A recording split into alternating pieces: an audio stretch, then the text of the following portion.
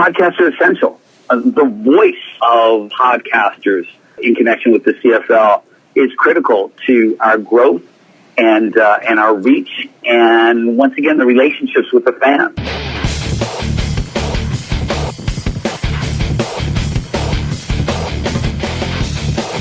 Welcome to the Empire. It's the Eskimo Empire podcast. And here's Mike Riley, takes the drop, waits and throws, and he's going deep downfield. Darius Bowman. Oh my goodness, what a catch by Darius Bowman. You won't see many better than that. Franklin to Zylstra, touchdown Eskimos. Pressure's coming. Oh, Levi Mitchell goes down. There's a big play for the defense. Somersaults for everybody.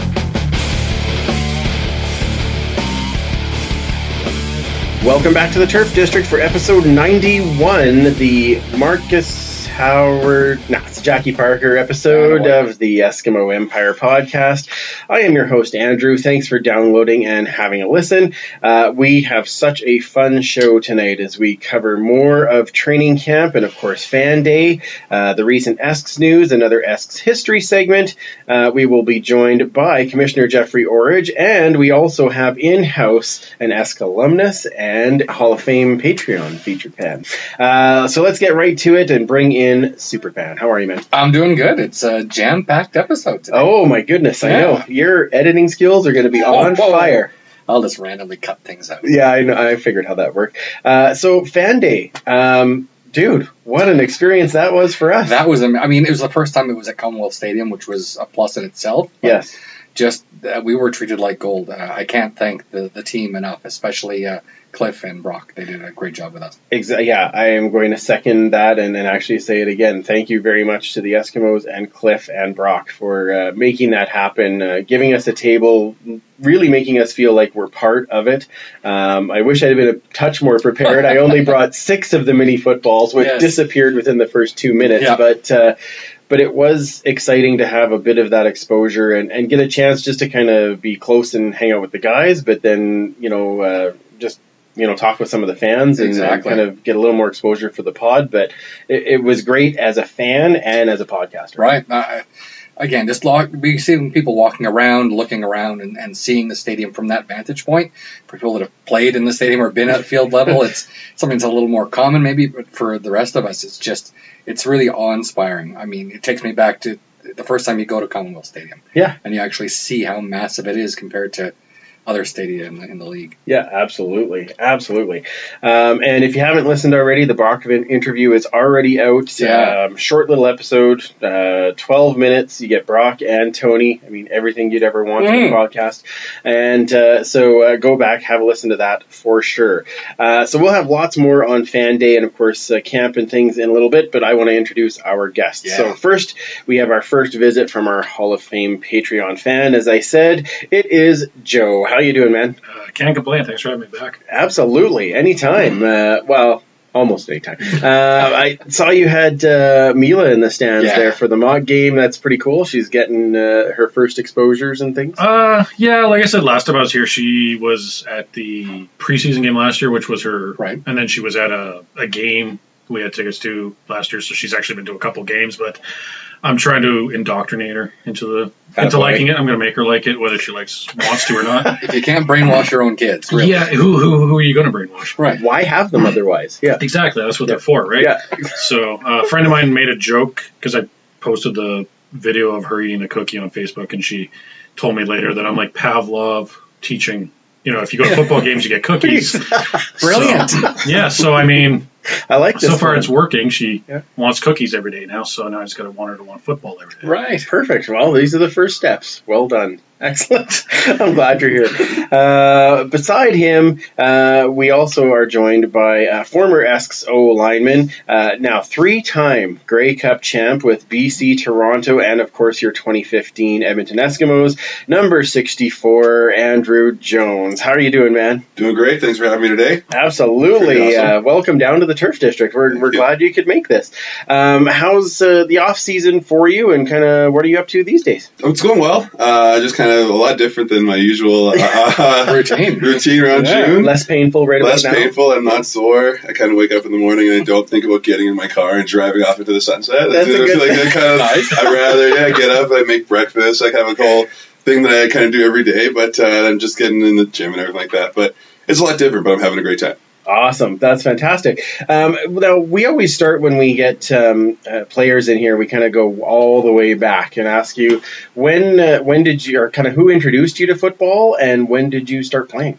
My older brothers, they all were kind of into football. My family was pretty big into it. My dad was actually a semi-professional baseball player, so we were all kind of athletic. Kind of sports is big in our house. My brothers, I grew up watching them. One of them actually played in the CFL for a little bit, Travis Anderson. Okay, He played for Ottawa when they were the Renegades, but before there was when they were the Rough Riders. Oh wow! Yeah, really? So way back, yeah. So in their last year he was there. So that was kind of my first real CFL experience. But then I would go to my brothers. They played for a team called the Mississauga Warriors. Okay. And they practiced in Mississauga where the Argos practiced. So after their practice would be the Argos would be going, or just before. Oh, okay. And so that was kind of I'd go there and watch everything. I remember having seen I'd have a hat, and then Paul Mazzotti coming off, getting him to sign it, getting Pinball to sign it. So that was kind of where I kind of really got into football. And then I ended up playing stuff in grade 10. So I went to played a little bit in grade 10 and summer football. And then I broke my leg in grade 11 playing football. And so then I had that season kind of got scrapped. And then you're allowed to say whatever you want. So that was it. That was kind of how it started out, with just my family. Older brothers, yeah. Awesome. That's great. So you were drafted by BC in 2007. Yeah. What do you remember from that first training camp? We were in Abbotsford, BC. Right. I remember the beds being completely too small. Yeah. And it was just a whole different experience. I'd never really been through anything like that in my life. We did the 2-a-days. Now the 2-a-days are all, it's a power practice most of the time. Back then it was still morning. We'd have practice. Nighttime, you have practice. You go back. You put all your wet equipment back on. You go back out on the field. Wow. But so it was tough. And I was coming from as being a defensive lineman. I played defensive line through high school and through university. Then I got moved to O-line. Right. They called me the night before the draft, and they're like, "Andrew, we're looking at you more as an offensive lineman. How do you feel?" And I'm like, "Well, I just want to play football. So whatever you guys need, I'm here for that." So I went out for 2 days with Dan Durazio. And I don't know you guys experienced Dan Durazio, but he's a high energy type of guy. Sure. Doesn't look like he's ever played a down bowl lineman. He's skinny as a rake. He doesn't put on new clothes. He just kind of he wears the same things he wore in the 70s, and he's getting you out there. And he's got drills. And one of his favorite sayings was, the only way to kill time is to work it to death.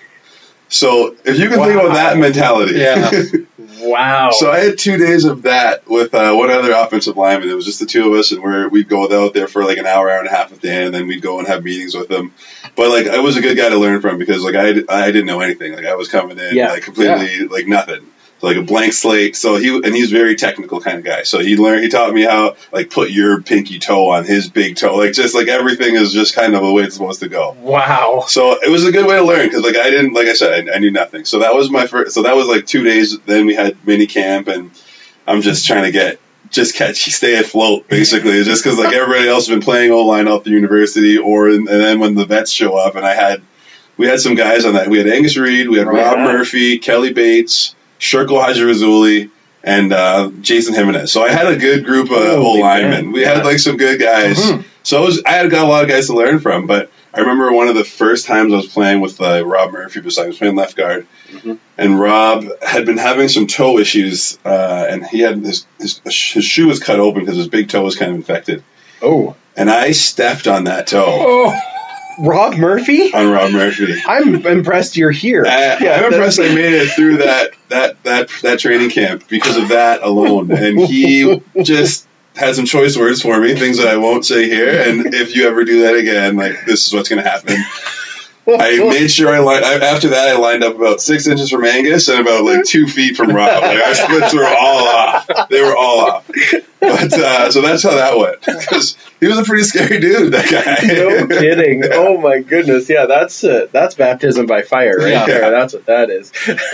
So you went on to win 3 Grey Cups with 3 different teams. What was the first one like? It was awesome. I was in BC, obviously. And we were playing in BC. It was cool because the apartment that I was living in was right next to the stadium, so kind of looking down the stadium, I could see that. And then I never really won a championship. Like at McMaster, we won in Ontario we won a lot of Yates Cups. Yep. But as soon as we get out of our conference, we'd kind of get slapped by we go to St. Mary's or Laval a couple times, So just that experience of and then it was unreal. It was loud, it was crazy. We had a lot, and it was at home. Yeah. So it was just an unreal experience. And then we started. Even the season started out. We started off 0-5 that year, and just kind of everything kind of turned around. We got hot in the playoffs and just kind of went through. So it was cool. And then just that experience was.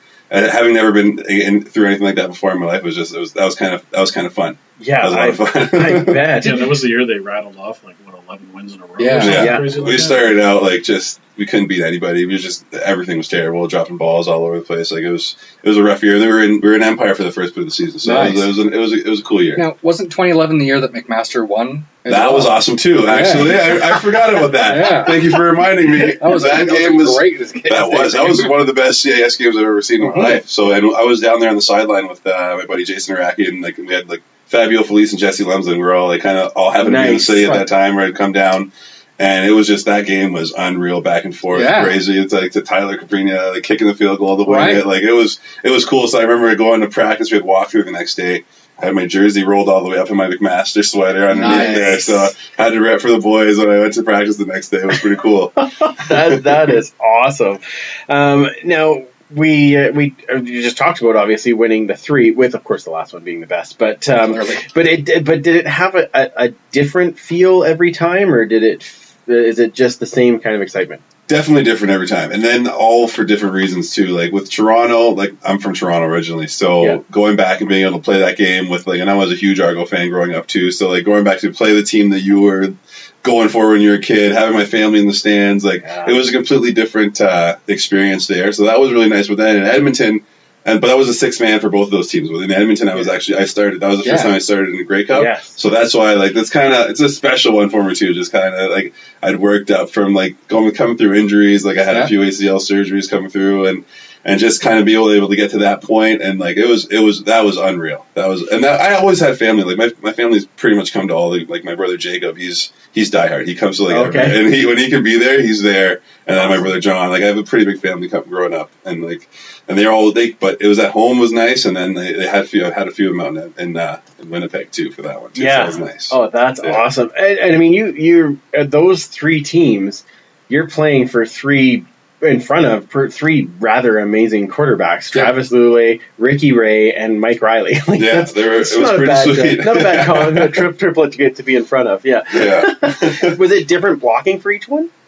Lulay was kind of a guy who would run around a lot more, and Mike's like that too. Mike, you know what I mean? They're both I love watching Mike play. He's one of as a quarterback, he's fearless. He makes great throws, but he can get it done with his feet when he has to. Lulay was kind of a lot like that too, and then Ricky's more of a pocket passer, but so he's kind of going to sit there. You're not going to see him running and breaking tackles. Well, very rarely that'll happen.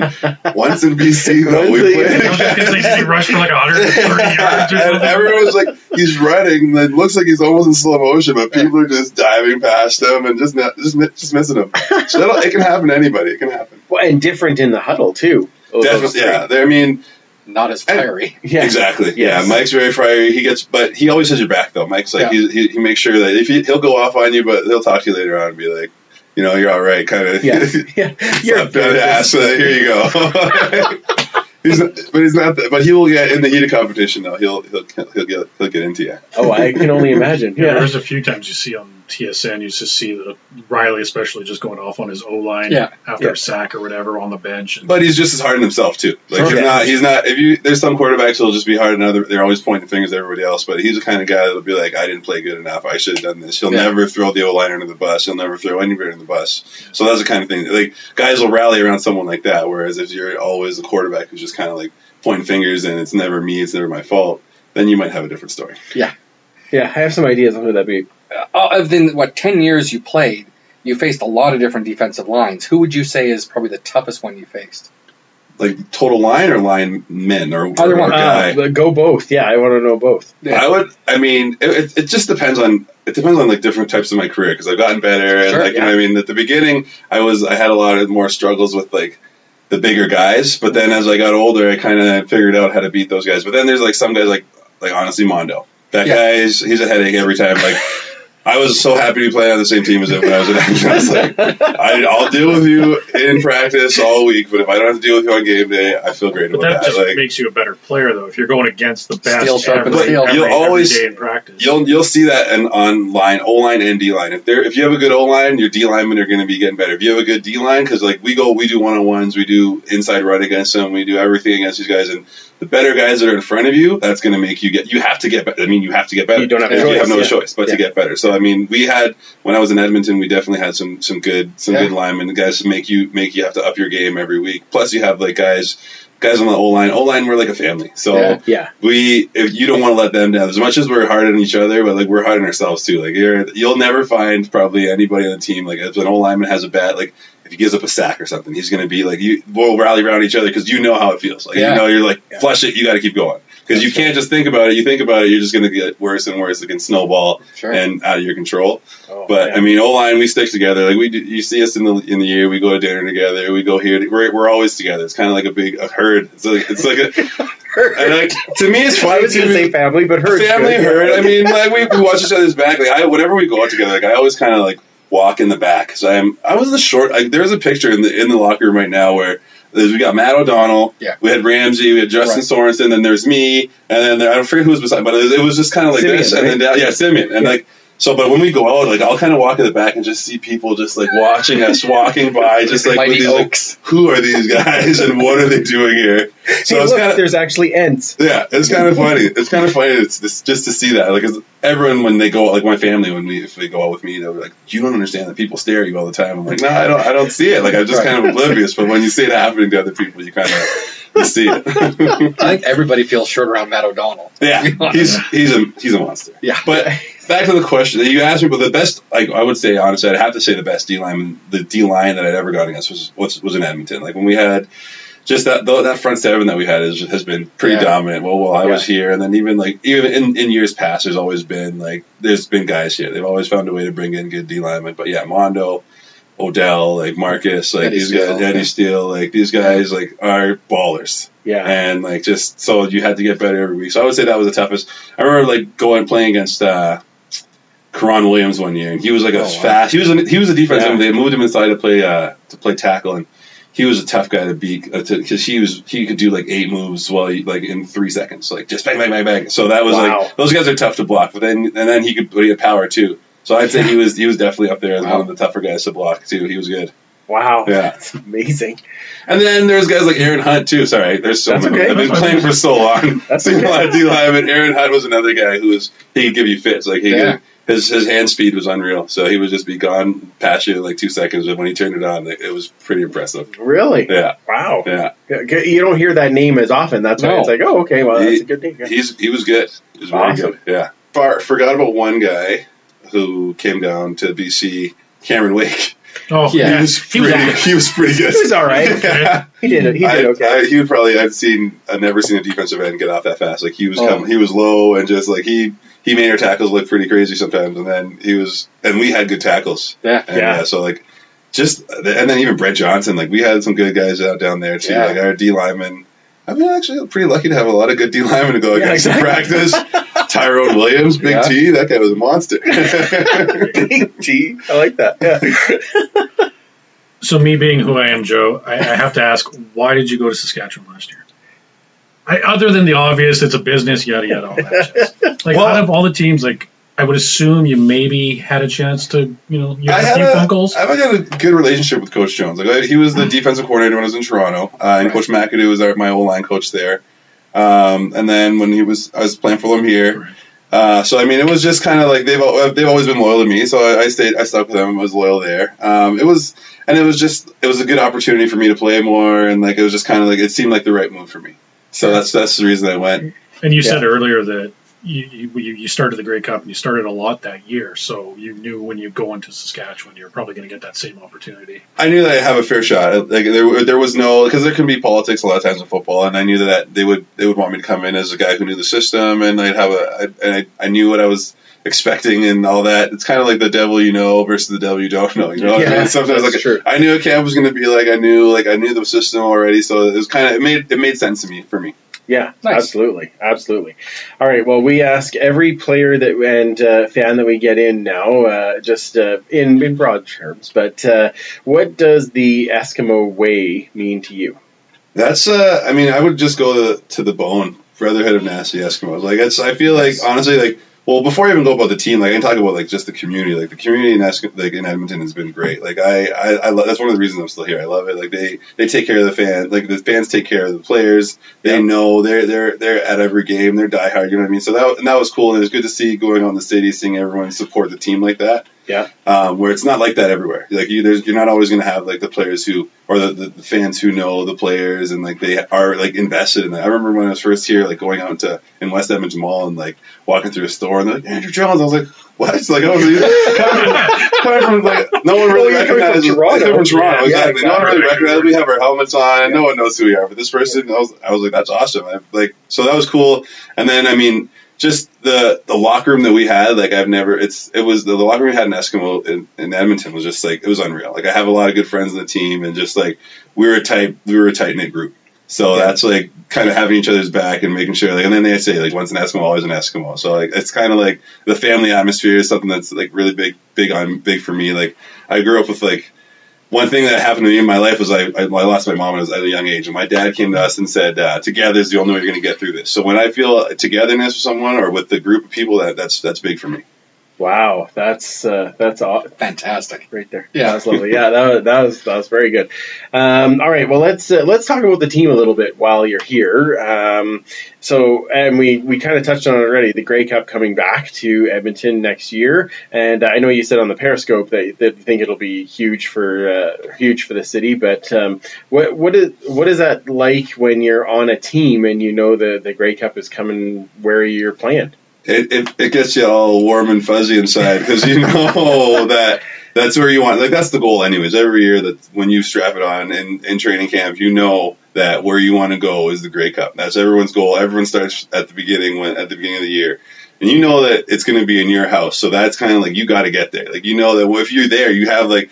Even if the other fans are going to be there from all the other cities, and people come from all over Canada, but that's your house. Yeah. So like having that experience, like having experienced that 2 times in BC and Toronto, like I know that that's something that's like a little extra burn underneath there when you're working towards the end of the off season, not in the off season, towards the postseason. Yes. That's where you want to go. That's where you feel it. Absolutely. Joe, what do you think about the Grey Cup coming back? Well, obviously, it's great. Yeah.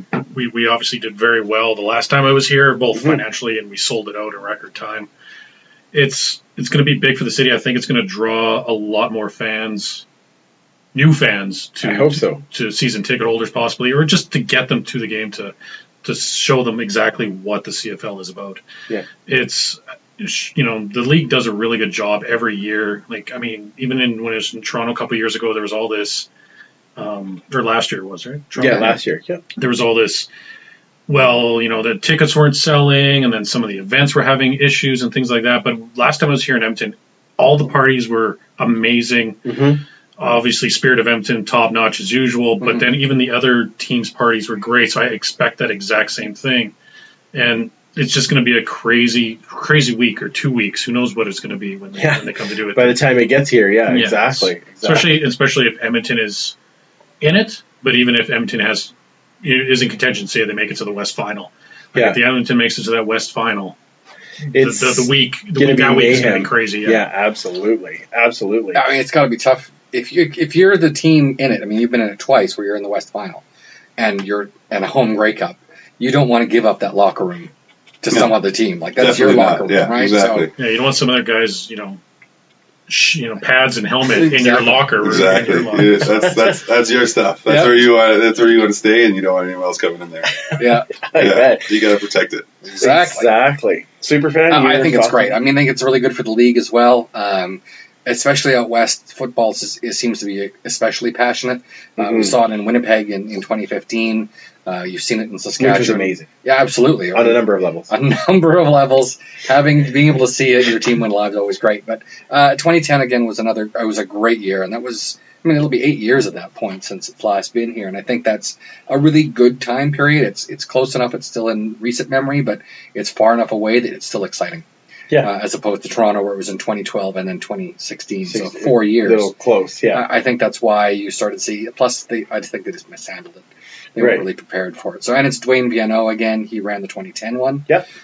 So I think he's going to just kind of have that blueprint, and he's going to go and make it another exciting time. And like he was saying today, when they did it in 2010, they only had half the facilities that they do now. The stadium has been upgraded immensely, so now all of those things are going to play into the planning. I think that's going to make it amazing. And they're talking about using basically the same pricing schedule from 2010, which, that's got to draw more fans in, especially those people who have been kind of vocal about the pricing at Grey Cups. Now you can get to a championship game for $99. Yeah. You can't complain about that. No. Right? So that's going to be fantastic. All right, let's talk about our Esks news. The few transactions this past week. So the Esks have brought in a couple of new linebackers. Lakeith Walls was brought in. He's more of a defensive end. Oh, is that right? Oh, he's been playing DE and okay. Listed as a linebacker. Yeah, he was a linebacker in NFL or camps and things like that. Oh, okay. Perfect. Excellent. DE here. Oh, here we go. More of those. Okay. Receiver KJ May. Offensive lineman Cassidy Curtis, who we did get to meet at Fan Day. He was a very nice guy. Linebacker Jeremiah Kosi. Is that how you say it? I think so. He was with Ottawa for a game or two as well. So that's where he cup of coffee in there? Yeah. Okay. Running back Marion Grice. Defensive back Ahmad Dixon. Defensive back Kent London. And a quarterback in Zach Klein. And that is because they did have some releases, including quarterback Brett Smith. Yeah, Kent London as well had been with the team up until the end of May, so he was only released, I think, 2 weeks ago or 10 days. Right, not that long ago. So good to see him back. Yeah, absolutely. A couple other releases, Cass White and Daniel Jones were kind of the ones that kind of stood out to me, other than Brett Smith. And I think Brett Smith, what the general consensus was that he was just having a hard time picking up the offense. Yeah, he tended to have really happy feet. What? I know. It seemed to be, it would break, he'd go to his first read, it would break down, and he would run. And he was just running all the time. So I think that they just figured, no, we need someone who can actually, and that seemed to be his MO in Saskatchewan as well. You probably played with him as well. So it's just, the knock on him was that he tends to be a little cowboyish kind of thing. So that's just his style, right? You're going to love it or you're not going to love it. And for some coaches, they're like, no, you've got to follow the playbook. And go. So this is what you're supposed to do. Yeah, and I'm sure you know all about how that works. We did have the injury update this week. Of course, Corey Greenwood out for the season with a torn ACL. Terrible. Third year in a row, we had lost someone in training camp for a year. Exactly. So we went John White, John Ojo, and now Corey Greenwood. If his name was John, I would have said there's no more signing in odds. But needless to say, Ben Konar was supposed to step up and be the leader there, and then he broke his thumb. So he is, I think, back at practice now, kind of half practicing. Serious, according to the If he was a receiver or running back, that's one thing, but as a DB, there's a club on there. Yeah, all he needs to do is knock it down. Yeah, so that's good. Yeah, not many picks, but that's okay. No, exactly. He's a linebacker. He's not supposed to pick it up. Right. That's Ladler's job. But at least he's in there. So camp this week, Superfan. You were there all last week. Yeah. Who really stood out to you and who didn't? I thought for the receivers, they all especially the new import receivers. I think we had 6 or 7 new import guys, all in the 80s. Just after a while, I'm like, which one's 84 again? Who's 88? Like 84 to 86, it's kind of tough to say whether or not they're going to get 88. Yeah. But I think that we really started to see Daikiel Williams separate himself from the pack. Yes. When Zylstra went down, so they brought in Mitchell. He went down, so Williams kind of got his shot, and he really took control of it. He's a big body. Very big. 225 or 230, 6'3".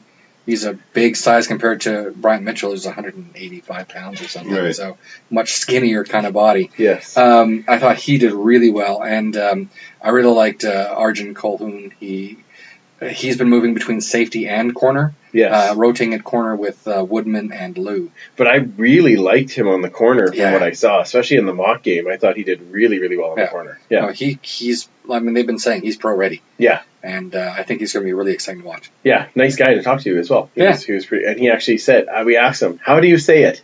Yeah. Colhoun. Okay, thank Now you. we know. That was very important for us to pay. We should have asked 97 how to pronounce his name. Yeah, no, I don't think so. Igbinosun? Igbinosun? I don't know. We're going to call him Ike. We did ask Van Lier, too. Or Van Leer. See, I'm still calling him Van Lier. Van Lier. Jones, that's an easy one. Jones, yeah, I know. Always had that one going for me. That makes it easy. People are like, how do you say that again? When you were in camp as an offensive lineman, what's that like? I mean, obviously you're going to be working as a team with the rest of the offensive linemen, but what's that like going through all the drills and then going through the scrimmages and skellies and everything else? Camp is terrible. Yeah. Yeah.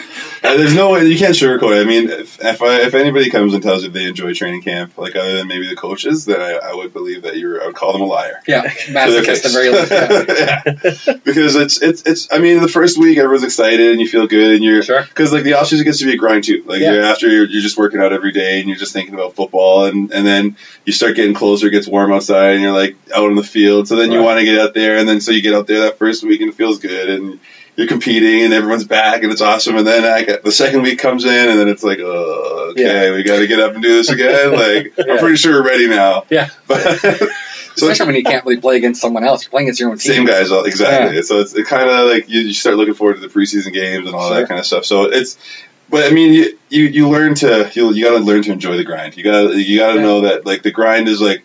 When you think back in the offseason, like, or during the year when you're going through stuff, like, you got to think back, man, it's better than training camp, or just like getting through it and like kind of becoming a family with the guys in the team. Like training camp, it builds everything into that. Right. So it's like the whole line, especially like it's all about like communication. And it's all about like being able to like talk to each other when you're out there. Because if the whole line is not talking to each other, then things are going to go bad. Oh, for sure. So I mean, we kind of use that time where it's just like it's that shared pain, kind of like we're all going through this together, so it brings us closer. You know what I mean? So kind of like it is. I know, I get it. This sounds funny. Yeah. So like it's like you after you're done meetings and everything like that, you kind of go back to the room for a bit and you talk about the day and how terrible everything is.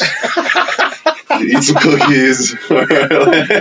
Why do I do this every year? Yeah. There's always so you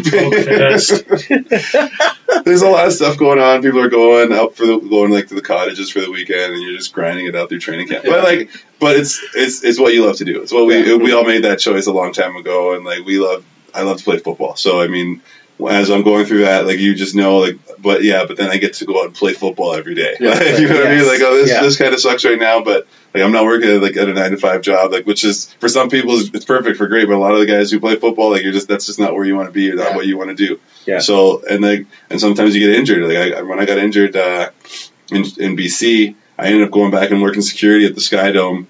When I worked at some of the games, you know what I mean? Like working just to get back to where I wanted to go, and then I ended up signing back with BC and going back. So like you can see the ups and downs, the highs and lows. So you're willing to put up with the things in training camp to do what you love to do. Yeah, it just sucks. Yeah, it just sucks. Yeah, that's right. Okay. All that is good about it, I mean, they do have usually if you're on a good team with that has good food, then you're happy. But there's been some times in training camp where I won't say what team, but the food is terrible. Right. Oh, and like that, if I can't even look forward to the good meals. All right, we touched on Fan Day a little bit before there, super fan. Joe, you were there as a fan and going through everything. What did you think of Fan Day? I loved it compared to the previous years I've been going. I've gone every year that I've been a season ticket holder, and so it's my 7th one in a row, I think it is. Yeah. How many ever it's been?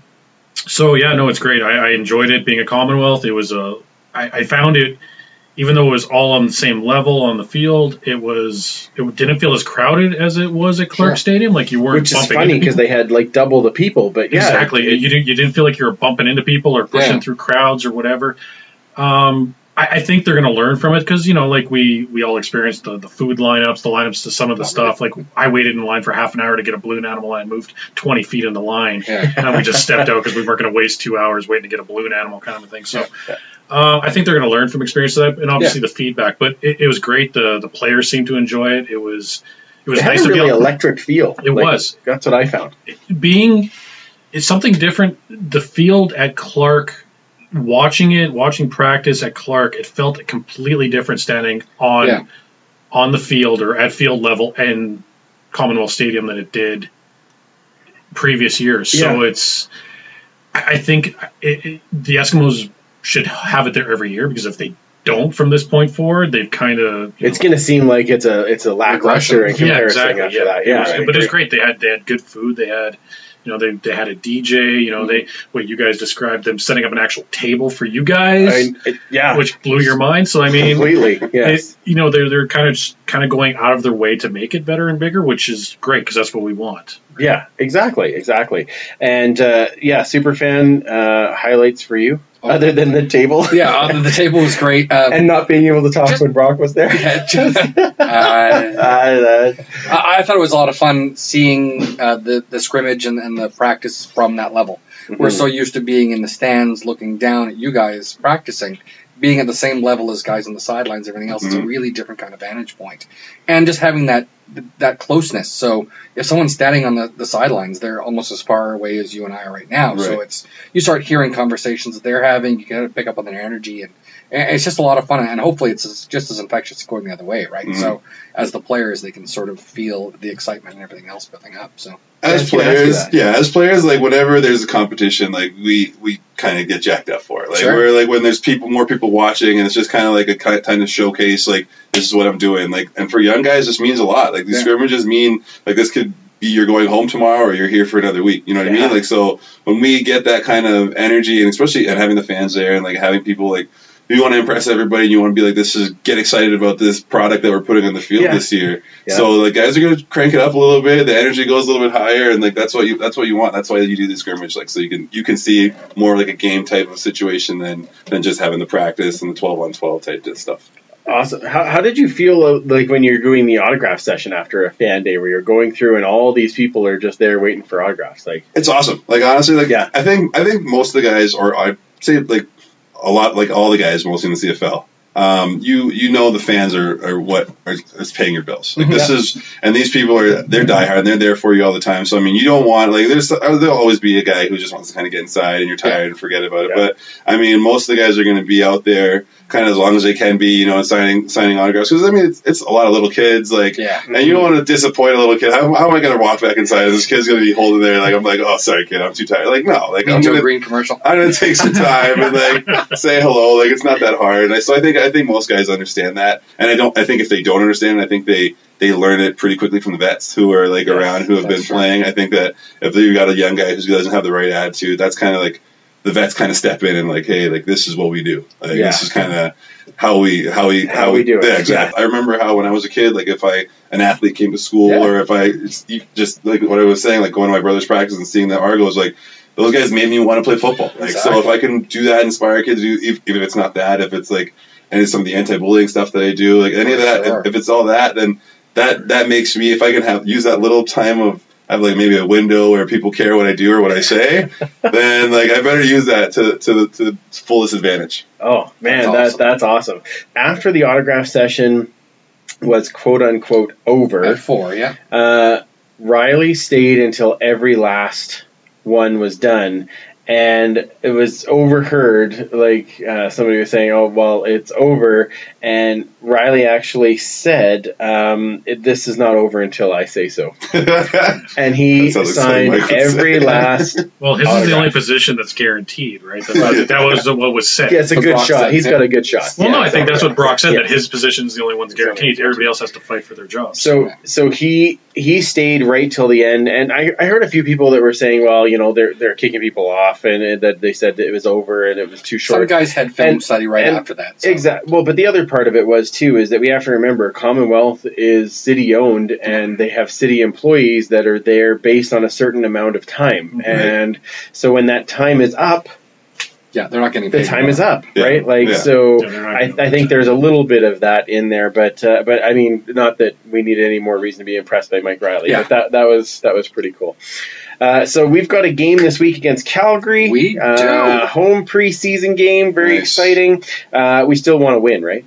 Of course. We always want to win. Good. Okay. Plus, of course, as we say on the Periscope, the tailgate does make its debut, so it'll be very exciting. We'll talk about that more in a bit, but we've got more vets supposedly in this one, and more of the second unit guys kind of going to Winnipeg. So, again, we talked a bit about it on the Periscope, but who are we watching in this game?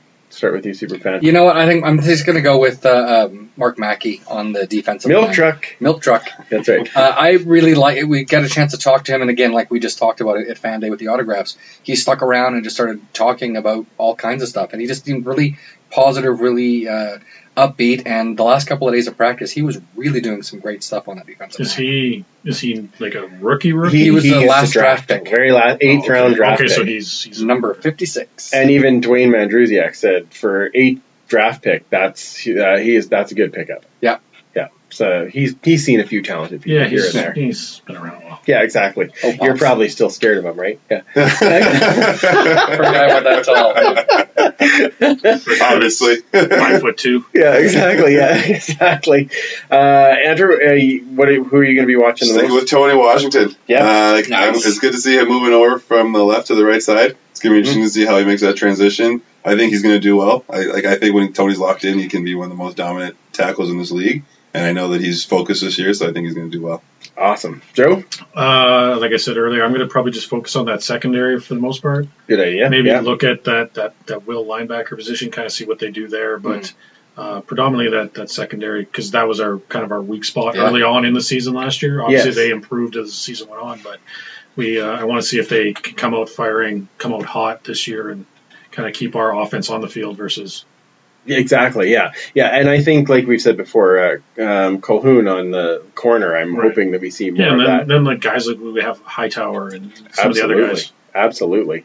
And then I'm going to focus in on Van Leer. Nice. I do want to see that kick return game get better. And I think this is a good time to show how that'll get better and if that'll be a strength for us. He's got some great cutting speed.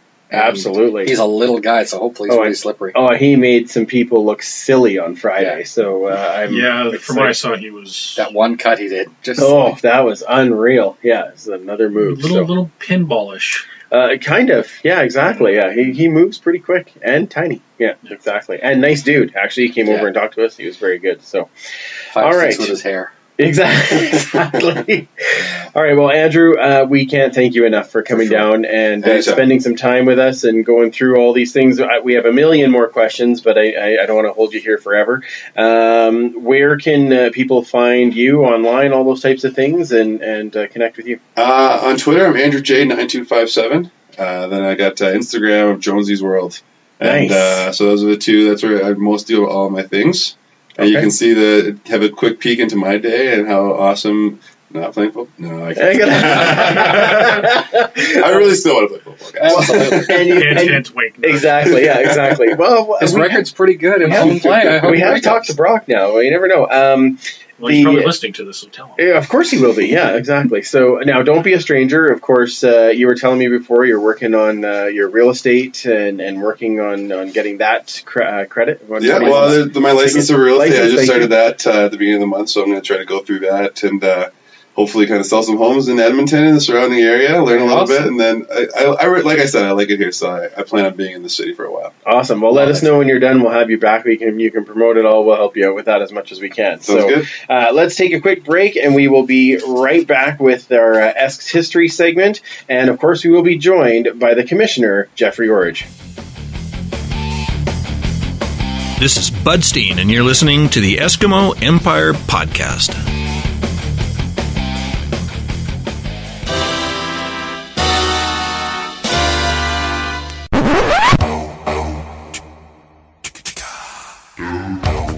Hey guys, do you know there's even more ways to interact with the Empire online? What?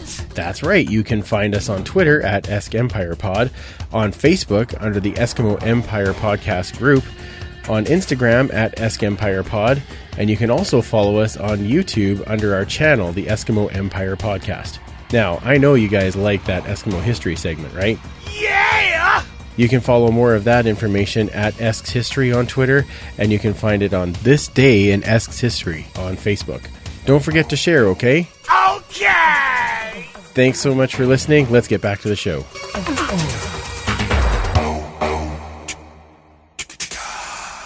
Patreon, patreon.com/EskEmpirePod. Hey, thank you for the echo on that last. That was beautiful. Yeah, well, you know. That was awesome. Gotta keep it fresh. Jazzing it up there for us. Jazz hands. Thank you to everyone who is helping out the show. We've got somebody here who is helping out the show. Yes. Thank you very much, Joe. We very much appreciate it. And the big part of just that doesn't go to college. Oh, well, priorities. Yeah, thanks for that. Well, that's funny. Now, the tailgate is live. Let me repeat that. The tailgate is live. It will be live this Sunday for the preseason game.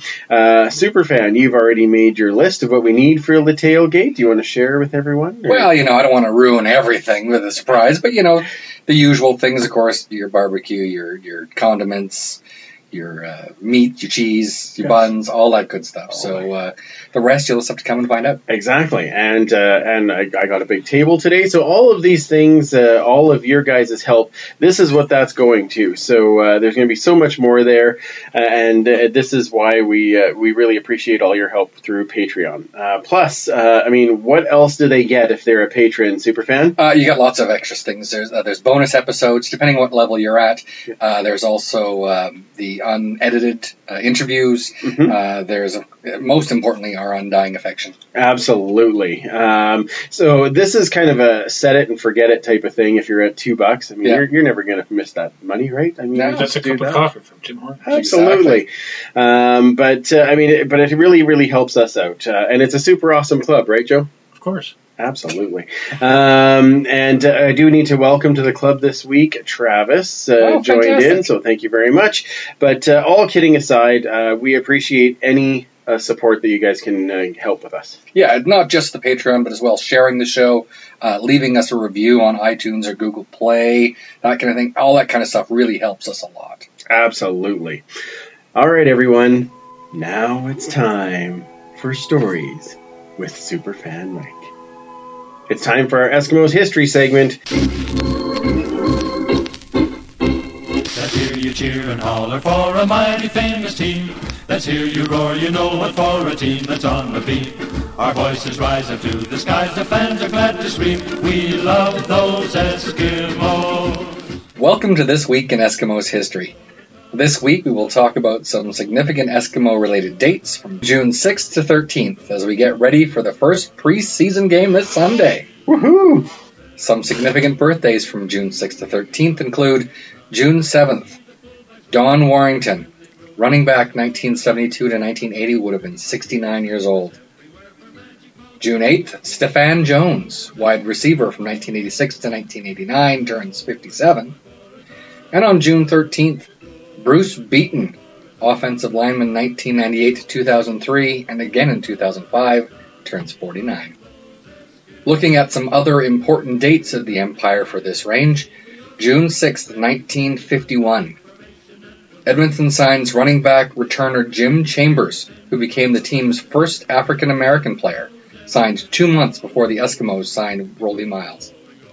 Chambers, a native of Montreal, started halfback, rushing for 9.9 yards per carry in his rookie year, and was named the winner of the Dr. Beatty Martin Trophy, given to the top rookie in the West, the first Eskimo to be so honored. Jim Chambers played 3 seasons for the Eskimos before signing with the BC Lions in their inaugural season in 1954. June 9th, 2000. Cornerback Cavis Reed retires. Cavis arrived in Edmonton in May of 1995 and impressed in his rookie campaign with 5 interceptions and 52 tackles. Reed totaled 205 defensive tackles and 20 interceptions for 481 yards over his 4.5 years in green and gold. 5 of which he returned for touchdowns. The height of his career came in 1997. He intercepted 7 passes, returned 2 for touchdowns, and was named a CFL All-Star. Most importantly, no one caught a touchdown pass against him that year. A spinal injury against Hamilton in August of 1999 ended his career prematurely. However, he came back as a head coach from 2011 to 2013 and is currently the GM of the Montreal Alouettes. And finally, June 13th, 2002, the Eskimos signed defensive end Alfred Payton. Payton was a 6-time CFL All-Star and Eastern nominee for the most outstanding defensive player in his 3rd year by the time he came to Edmonton.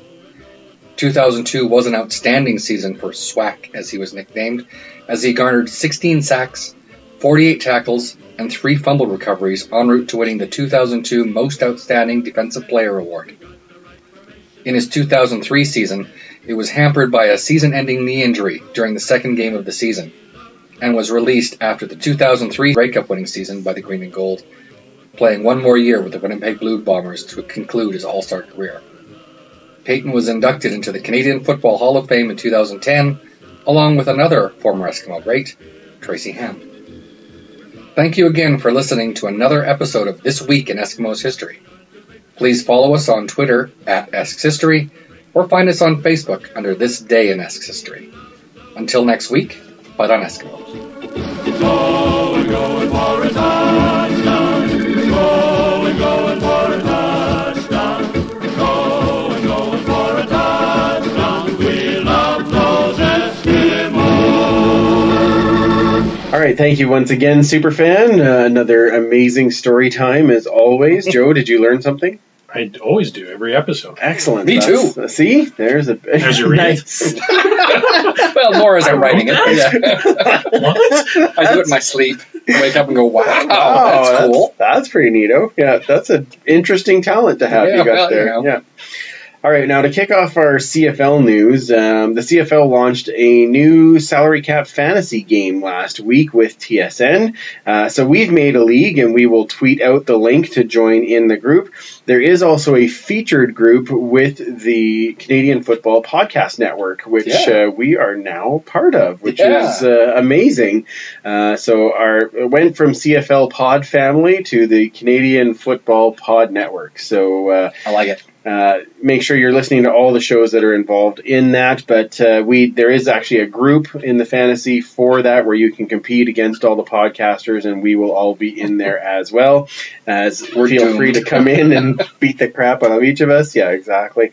But it looks to be like a lot of fun. So further to that, we were able to catch up with the commissioner last Friday, talk about his time with the CFL and the new fantasy game. So let's get right to that. Welcome back to the Turf District, Mr. Jeffrey Orridge. It's so great to be here. You guys are the best. So it's always a pleasure to sit down and talk with you.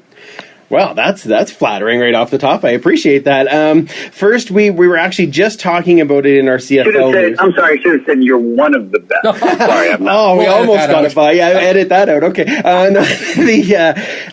We were just actually talking about our the CFL Fantasy that is coming and is just launched last week with TSN again. Tell us about the excitement surrounding that fantasy game and how you see that kind of playing a role in the CFL. Yeah, so, as part of our strategic plan that we put together a couple of years ago when I came on board, it's really about getting more fan engagement, and it's about appealing to fans' tastes, right? Knowing what they want and where they want it and how to get it, and to make the game more accessible and greater fan engagement. We know that fantasy is big. And it gives fans another level of participation in the game. So with the success of the CFL Pick'em game that we launched a couple of years ago, as well as our relationship with DraftKings, the leader in fantasy, daily fantasy gaming, this was natural for us to work on something this big. So it's the TSN CFL Fantasy game, and this season fans can pick 6 active offensive players, a quarterback, 2 running backs, 2 wide receivers, and a flex player. as well as selecting a defense from one of the CFL's 9 teams, while all staying under, of course, a salary cap. So TSN Fantasy general managers will compete for weekly prizes throughout the 20-week season, as well as for a grand prize, which is a trip for two to the 105th Grey Cup presented by Shaw in Ottawa in November. So it's really special, and we're super excited about this. I bet that's fantastic. So, as we know, obviously, you're going to be stepping away from your role as the CFL commissioner at the end of June. So, what would you say was the best part about being commissioner, and what do you see as your greatest achievement so far? I think the best part about being commissioner is the chance that I had to interact with the fans in the way I was able to interact with them. I had a unique perspective, having lived in Canada for 10 years and experiencing the CFL firsthand when I moved here, after just having been able to watch it on television periodically as I was growing up. It's really special to get a sense of the passion and the energy and the excitement and the enthusiasm of CFL fans. I mean, these avid fans, there's nothing like it. The emotion that they pour into it, from every aspect of the game, not only what happens on the field, but the things that happen off the field. So the interaction I've had with the fans has been really special and really unique, and the familiarity. And I think one thing that makes the CFL really special is accessibility. In stadiums in Ottawa, fans can come down on the field after the game. They shake hands with the players. Players are accessible. Coaches are accessible. The commissioner is accessible. And I get a chance to sit in the stands with the fans and hear what they really have to say. And I think the second part of the best part of my job is really been able to be involved in 2 Grey Cups and to contribute to and participate in something that is probably one of the greatest Canadian icons, the CFL Grey Cup, and the history and the tradition and the spectacle of it all, to be a part of that. And it's unique for me because I'm an immigrant to this country, and to be able to have that kind of experience in the way that I have it with the Grey Cup is truly spectacular. Wow, that gave me goosebumps. That was a great answer. Now we know probably your biggest regret is likely not getting to come down and share a drink with us in the Turf District. But what would you say was your? Why that obvious? Yeah, that's what I thought. But what would you say was your biggest challenge while being the commissioner? Oh, you know what? I think the role of commissioner in general is really unique. I've said this before. There's no blueprint for it. There's no school you can go to. There's no certificate that you acquire after you complete a course in commissionership. And so, you've got to problem solve every day. You've got to find those critical pathways to those solutions, and make decisions. Some of which are new and precedent setting. And in addition to that, you've got challenges that arise periodically that have major consequences. And it's not just the consequences on the field, like, drug testing. Yeah. Example, making sure that you create an enhanced drug testing program that complies with the World Anti-Doping Agency and the Canadian Centre for Ethics in Sport, and also something that the players will adopt and respect. But it's also making sure that you send the right messages to youth, to society, that there's no place for cheating, that there's no place for shortcuts, there's no substitute for hard work, and that certain behaviors are really detrimental to your health. And performance-enhancing drugs is one of them. So that's just an example of the kinds of multi-layered challenges and opportunities that you have to consider. And it's not just what happens today or tomorrow, but what happens in the long term. So balancing different interests, balancing short-term goals with long-term objectives, Those are the kinds of things in a very, very complicated and very fast-paced world where the rate of change is so accelerated, especially in the sports field. And it's not just domestically in Canada, but you've got to keep an eye out on what's going on globally. And you know, trying to get that next generation of fans involved and keeping the fans that you have, and making sure that the product remains relevant and exciting, and you extend your reach and you deepen your relationship. It's all those things rolled up into one, and expectations. You know, you've got to level your own expectations on what you want to accomplish based on the realities, as well as level other people's expectations of what they can hope for and what is achievable in a certain amount of time. That's fantastic to hear, for sure. You've been a big proponent and supporter of the CFL podcast, and we definitely thank you for all that you've given us for support. Where do you see podcasts as part of the CFL experience? You know, podcasts are essential. The voice of podcasters in connection with the CFL is critical to our growth and our reach, and once again, the relationships with the fans. You guys, you know, it's not just you, but other CFL podcasters. You're so knowledgeable, so insightful. You spur the conversation. You spark dialogue. You cause people to think, and that's what helps perpetuate the league. It's what perpetuates the brand. And this is the next. You know, we talk about the next generation of fans. This is the next generation of media, and your voices are just as valid and as valuable as anyone else's, as traditional media, to tell our stories. We are dependent on people to tell our stories, to showcase our star players, and they're all stars in this league. You know, the amount of sacrifice and dedication and commitment these guys put forth, they all need to be celebrated. Not just the current players, but the former players, our legends, the people who built this game. And you guys tell the story. So it's about showcasing our stars. It's about celebrating our history. And it's about looking forward, and you guys do it. And we have to utilize every available platform. It's not just traditional linear television. It's not just digital. It's not just social media. It's all of the above.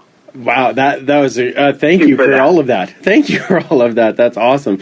As you were talking about the history and the legends, I mean, this is an Eskimos podcast, so we'd be completely remiss if we didn't ask, with both of you really being pioneers as African Americans in the league, what was the experience like when you got the chance to talk with Warren Moon for the web video that the league put out? Well, first of all, when I sat down with Warren, we've known each other for a little while. He was one of my heroes. Mine too. Yeah. when I was in the States, I mean, I tell the story all the time about the relationship I had with Warren long before I had ever met him, where he was not only a major influencer for me in terms of symbolizing what can be done, the possibilities in life in this world, no matter where you come from, no matter where you were born, no matter your race, religion, socioeconomic situation. He represented what was possible, not only to me, but many of the people that I grew up with in the United States. So that was a special relationship. When I finally had the opportunity to meet him and get to know him a little better, it was just that much more outstanding. When I sat down with him on what I think was pretty historic, at least for me, to have the two of us actually talking with each other instead of talking about each other, that was a special moment. And if you saw the video, he is so candid, so articulate, so engaging. It was truly special. I never felt like it was an interview that I was conducting. It was really a conversation, and it was one of those things that that I will rank among my lifetime achievements. Having the opportunity to sit down and talk to Warren and have that captured and memorialized. I can't say that I could disagree. I'm pretty sure I would feel the same way. That is amazing. Well, I know that when you think about legends and you think about icons and he's a living legend. I mean, his accomplishments, not just in the CFL, but the NFL. I mean, there are very few people in sport in general who have reached the level of achievement he has. And for him to be so humble and so down to earth and so sharing, and generous with himself and to always constantly talk about how important the CFL was to his life, not just on the playing field, but his development as a person, that's really kind of special. Yeah, to say the least. And I know, I'm hoping I get the chance to actually at some point talk to him and thank him, because he's a guy that brought guys like me to this game to watch, because he was amazing. But even now, like you said, with being so humble and down to earth, and it's a person that you will constantly look up to, and that's just an amazing thing. Yeah, especially in this day and age where it's very difficult to find role models, and people who exemplify the kinds of attributes and values that you want your kids to grow up with. Hard work, dedication, overcoming the circumstances into which you were born, not allowing other people to define you. Knowing who you are and making sure that nothing limits you. I mean, those are the kinds of things that we talked about when we sat down together, and those are the things that helped me achieve what I've achieved in life. And that kind of support and inspiration from my family and my friends, of course, and to have people like Warren Moon. Wow, that's. I wish you could see both of us in our giant nodding gestures on this side of things as we listen to you talk about that. I know you're a super busy guy. I appreciate you taking this time to sit down and chat with us. I do hope when you get a chance that you don't actually have to wear a purple or gray tie, that you can come back to Edmonton and come down to the Turf District and share a drink with us and share in our love of the game. Thank you for everything that you did for the league, and of course, for supporting us by coming on the show. And please don't be a stranger. I will not. You guys certainly deserve everything that the CFL can help you with and support what you do. You're essential to the future of this league, and I really appreciate the time and the energy that you've devoted to this league. So thank you guys. I really do appreciate that. All right, so Superfan, that was amazing. Yeah. The Warren Moon part almost choked me up. We'd heard cool. several versions of that story before, how when he was much younger and his father introduced him to Canadian football and explained, this is Warren Moon and he's doing something very important. Yeah. But to have that different perspective on it this time was just outstanding. Yeah, absolutely. It's just crazy. But thank you again to Mr. Worridge for coming on. We definitely appreciate it. A couple other things to cover for CFL news. So Pick'em is back again. Yeah. As we said, we're going to be sending out the links for the fantasy and also for the Pick'em. So join both pools, and we're working on some pretty schmancy prizes. Oh, fantastic. So that'll be very good. If we're talking about prizes, as the season starts, so the week of the regular season starting will be the return of Empire Points. Oh, now we're talking. Absolutely. And we are also working on a prize for that, and I will announce that as we get into that first week. But Empire Points will be making a return, and because I can tell you, I got a lot of joy out of some of those things that people sent me to try and get Empire Points. It was very fun. And plus, it's just a great way to interact with all of you guys. So we'll keep doing that. One other thing I want to talk about, BC Lions, $5 kids tickets all through the summer and right till the end of August. I thought that was a brilliant marketing. Amazing marketing. Esks are doing also a kids free game on the June 30th game. Yeah. And Argos are donating a portion of their tickets to the Pinball Foundation. Yeah. This is just all great ideas on bringing more people in. I really, really like that. But that $5 kids all through the summer, man, that just blows me away. Well, I mean, the kids aren't going by themselves. Parents are bringing them, so you're automatically selling at least one more adult ticket. We've all been the same. We went to games as kids and got hooked on the league and this team as children. So that's the future of this league right here. So if you can hook them young and get them coming for cheap, they have a great time, maybe grab a hot dog, and away they go. Absolutely. So and you just don't drop your kid off at a stadium with 40,000 people and go These are things you should learn before you start. Gotcha. Because I have to buy a ticket That's right. to get in with said kid. That's right, yes. As much as you would, it's not a babysitting service. Okay. A football you game. can't find your way. Yes. Washroom's there, food is there. Go. Listen, Here's $20. I got Candy Just Crush pin up, here. $20 bill to her chest. There you go. Daddy's playing Candy Crush, so See you in a few hours. Yeah, you'll be fine. Anyway, we have reached the end of the show. Joe, thank you so much for coming in and being part of this, and I hope you had fun with chatting I have with fun Andrew. all the time. I just don't know why you keep letting me in your house. Well, because Joe doesn't ruin everything. Well, according to Twitter, Hashtag Joe ruins podcast. ruins whatever. All right. Joe ruins Turf District. That's my... Wait. There'll be none of that this evening. Where does everybody, not that everyone should know by now, but where does everybody find you, Joe? If you're a new fan to this podcast and you've never followed me on Twitter, I'm at Balaneski, Balaneski. I'm very annoying on there, just as I am on here. Excellent. Well, it's good to be everyone needs consistent. a hobby. Yeah, exactly. That's right. Lovely. Superfan, everybody finds you. They can find me on Twitter at 56Parkies and the history at Esks History. Beautiful. And you can find us at Ask Empire Pod and, of course, me at Freepalicious.